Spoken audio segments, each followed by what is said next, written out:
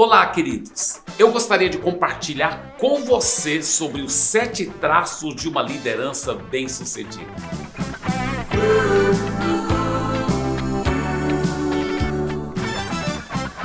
Quero deixar bem claro que eu estou me referindo a uma liderança espiritual. Estou falando com líderes cristãos que ajudam a cuidar de outras pessoas, outras vidas tão preciosas.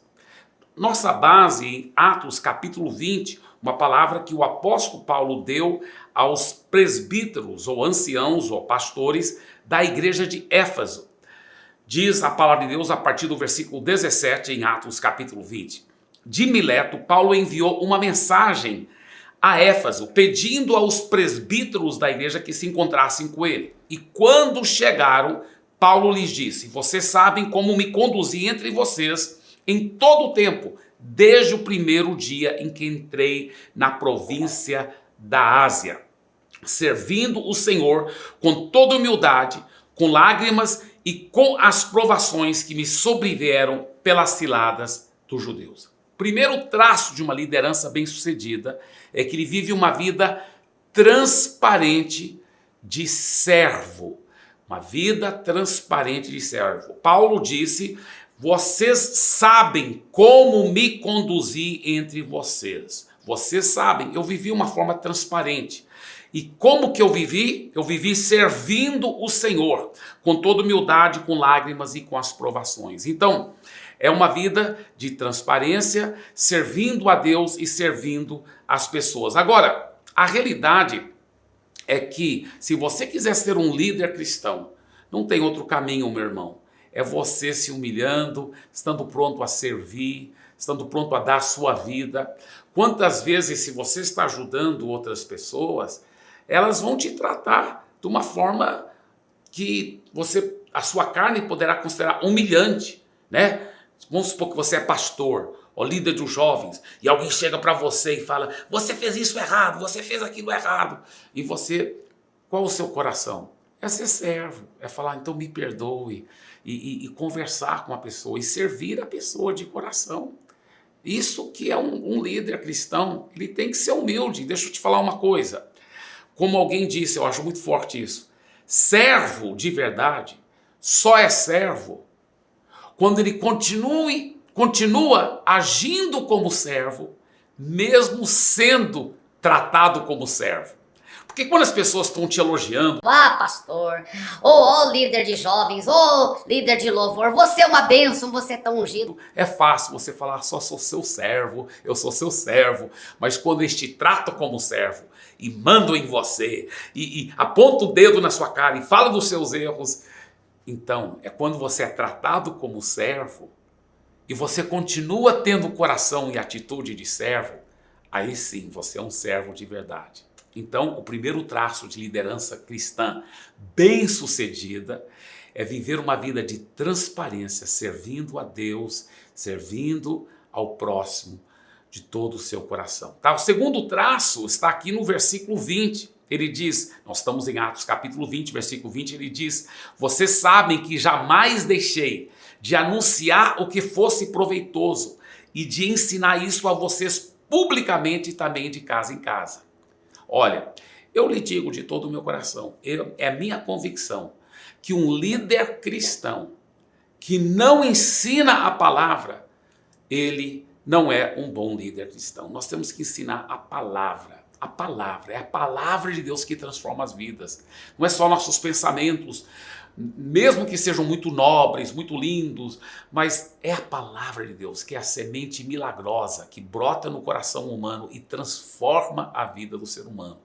Mas Paulo disse: eu não só preguei a palavra, mas eu ensinei isso para vocês publicamente e também de casa em casa. Então, o segundo traço de liderança bem-sucedida é compromisso de sempre pregar a palavra no contexto do culto público e também nas casas. Seja uma célula, seja um life group, seja um culto doméstico, mas esses dois contextos, o líder cristão tem que saber nadar livremente, como um peixe nada dentro da água, entendeu? Ele prega a palavra sempre nesses dois contextos, o culto público e a reunião da casa, o culto de celebração e a célula, o grande culto na igreja e o life group, ou grupo familiar. O importante é sempre lembrar que o líder cristão, ele sempre vai atuar poderosamente nesses dois contextos, tanto na grande congregação como na pequena congregação, sempre projetando grande visão para o público, mas também o cuidado de um pequeno grupo. Terceiro traço de uma liderança bem-sucedida está no versículo 24 do mesmo capítulo. Porém, em nada considero a vida preciosa para mim mesmo, desde que eu complete a minha carreira e o ministério que recebi do Senhor Jesus para testemunhar o evangelho da graça de Deus. Queridos, para mim é um dos versículos favoritos em toda a Bíblia Sagrada para quem é líder cristão. Eu vou repetir porque é forte esse versículo. Olha, porém em nada considero a vida preciosa para mim mesmo, desde que eu complete a minha carreira e o ministério que recebi do Senhor para testemunhar o evangelho da graça de Deus. Então, qual é esse terceiro traço de liderança bem-sucedida? Abnegação total pela obra de Deus. Abnegação total pela obra de Deus. Sabe, eu lhe pergunto uma coisa, como líder cristão. O que mexe com o seu coração? O que você gosta de fazer? Na época da Copa, nós brasileiros, é muito raro achar um brasileiro como nós, que não gosta de assistir o Brasil jogar na Copa, especialmente se o Brasil estiver ganhando, está perto da final. Ai, como aquilo mexe com o nosso coração. Mas sabe o que deve mexer muito mais no nosso coração? Pastor, líder de louvor, líder de jovens, líder de adolescentes, ministério de criança. É você dar a sua vida para ajudar outras pessoas a conhecer Jesus e serem transformadas. Porque uma bola vai rolar pelo 3 postes, gol! Mas o que isso faz para transformar vidas? Para salvar vidas? Mas quando você ganha alguém para Jesus, eternamente você está impactando aquela pessoa. Eternamente você está levando ela a ser transformada e ter a vida eterna, o perdão dos pecados, ver famílias sendo transformadas. É isso que deve mexer no nosso coração. Na realidade, o que deve mexer é isso aqui, olha, escuta bem, seu relacionamento com Jesus, a intimidade com Jesus, a sua família e a obra de Deus, ganhar vidas e cuidar bem delas, sabe? Deus, família e a obra dele, ganhar vidas e cuidar bem delas. Nada mais nos encanta, nada mais nos seduz, é abnegação total pela obra. Nessa abnegação eu vejo 2 traços importantes, a excelência e a intensidade. Excelência e intensidade. Primeiramente, deixa eu falar um pouco da excelência. Para sermos excelentes, temos que ser abnegados, porque muitas vezes nós vamos sacrificar o nosso lazer, outras coisas, para poder prezar pela excelência, para poder priorizar coisa bem feita. Eu gosto dessa palavra abnegação, especialmente para mim, porque sabe que como eu defino abnegação? Negação. Tem que negar o Abe. Como é seu nome? José? Então põe aí, José Negação. Você vai ter que negar a si mesmo. Sacrificar muitas vezes os seus desejos, suas opiniões, os seus momentos, para você fazer a obra de Deus com excelência, com excelência, com excelência. Excelência também quer dizer, vai fazer, então faz bem feito, não faz com mediocridade. Jeremias 48:10 ele diz, maldito aquele que fizer a obra do Senhor relaxadamente. Isaías 32:8 diz, mas o nobre projeta coisas nobres e na sua nobreza perseverará. Uau, eu amo isso. O nobre projeta coisas nobres, mas ele não faz com excelência por um pouquinho de tempo, depois joga a toalha. Não, na sua nobreza ele perseverará. O que queima no seu coração? O que é sua paixão? Lá na Inglaterra tinha isso é uma história verdadeira. Um pastor que nunca conseguia crescer sua igreja, a igreja ficava pequena. E lá por aquela mesma região passou um comediante. E o comediante estava lotando auditórios enormes. E as pessoas pagando bom dinheiro para ir assistir esse comediante. O pastor procurou o comediante e falou assim: me diga uma coisa, por que eu estou pregando a santa, poderosa palavra de Deus que transforma vidas eternamente, e eu prego de graça, e é de graça, e as pessoas vêm, e tão poucas pessoas vêm para me ouvir. E você só contando um monte de mentiras, histórias inventadas, e as multidões vão atrás para ouvir você, e elas até pagam dinheiro e lotam os auditórios. Por que isso será? Por quê? Porque as pessoas gostam mais de ouvir a mentira do que a verdade? O comediante falou: não, pastor, não é por isso não. É verdade que as pessoas lotam os auditórios para me ouvir e pagam até dinheiro. E, na realidade, o que o senhor disse é verdade. São um monte de histórias inventadas, não é nem a verdade. Só que uma coisa, pastor, são histórias inventadas, mas eu conto com tanta intensidade, eu conto com tanta paixão, que parece ser verdade. As pessoas choram, elas riem, elas amam ouvir as histórias, porque parece ser verdade, porque eu conto com tanta paixão. E a verdade, pastor, que o senhor prega a verdade que transforma as vidas, a verdade da Bíblia Sagrada. Só que ninguém quer te ouvir, pastor, porque o senhor prega como se não fosse a verdade. O senhor prega de uma forma tão apática, sem intensidade, sem paixão. Parece ser mentira o que o senhor está falando. E por isso que ninguém quer te ouvir. Nós temos que ser abnegados, nós temos que fazer com excelência, nós temos que fazer com intensidade, nós temos que fazer com paixão, com muita paixão, a obra de Deus. Eu lhe pergunto, o que queima no seu coração? O que pega você? O que mexe com você? Porque se não mexer com você, viu, líder, não vai mexer com os seus liderados.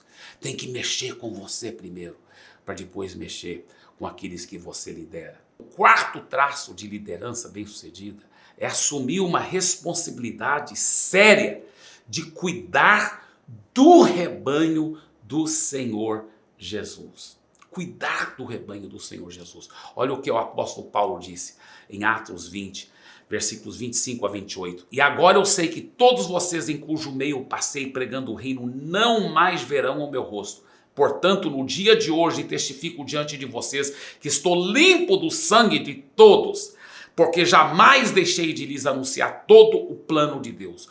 Cuidem de vocês mesmos e de todo o rebanho no qual o Espírito Santo os colocou como bispos para pastorearem a igreja de Deus, a qual ele comprou com seu próprio sangue.